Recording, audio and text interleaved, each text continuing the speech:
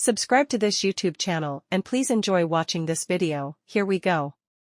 Promoter Dmitriy Salita says he was thoroughly taken aback by his client Jarrell Miller's latest snafu. Fresh off a career-worst beatdown administered by Daniel Dubois last month in Riyadh, Saudi Arabia, Miller, the outspoken heavyweight contender from Brooklyn, New York, was arrested on carjacking and burglary charges in Florida a few days into the new year.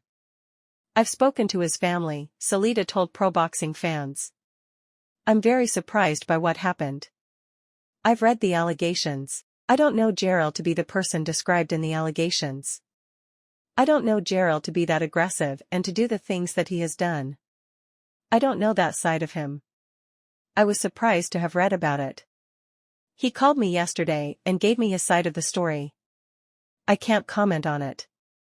But what he told me adds a lot of context to what has happened." Miller has had a rough patch ever since he tested positive for several banned performance-enhancing drugs ahead of a scheduled showdown against Anthony Joshua in 2019. Miller would fail yet another drug test the following year ahead of a scheduled fight with Jerry Forrest. That fight, which was set to take place in Las Vegas, led to a 2-year suspension ban by the Nevada State Athletic Commission.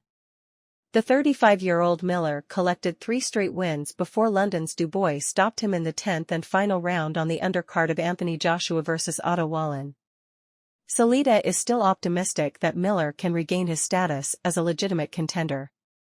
But he'll need to get in shape, Salita cautioned. Miller weighs over 330 pounds, a far cry from the days he used to weigh in the high 200s. "It was a big stage for him," Salita said. "He was heavier than we would like him to be. But I do think that he showed that he can compete at that level.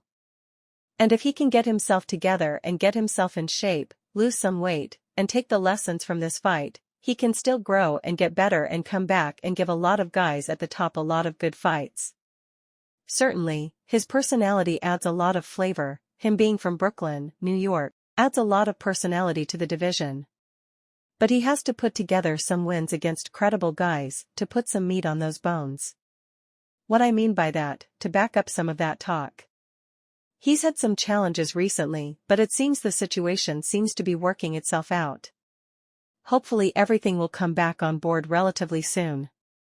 Salita, who has worked with Miller since 2010, said it required a bit of maneuvering to land Miller on the Saudi Arabian card, saying that few promoters were willing to work with the drug cheat. "I was very happy that he finally got this opportunity against Daniel Dubois, something that I worked, after that failed drug test. It was very difficult for Jarrell to find another opportunity to redeem himself on the big stage," Salita said.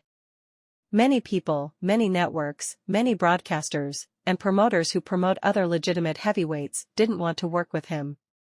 I mean, Eddie Hearn was one of the guys that publicly said it. There were others who didn't want to work with him.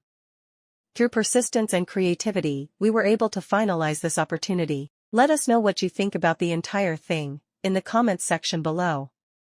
Additionally, stay tuned and subscribe to this YouTube channel for the latest news and updates from around the world.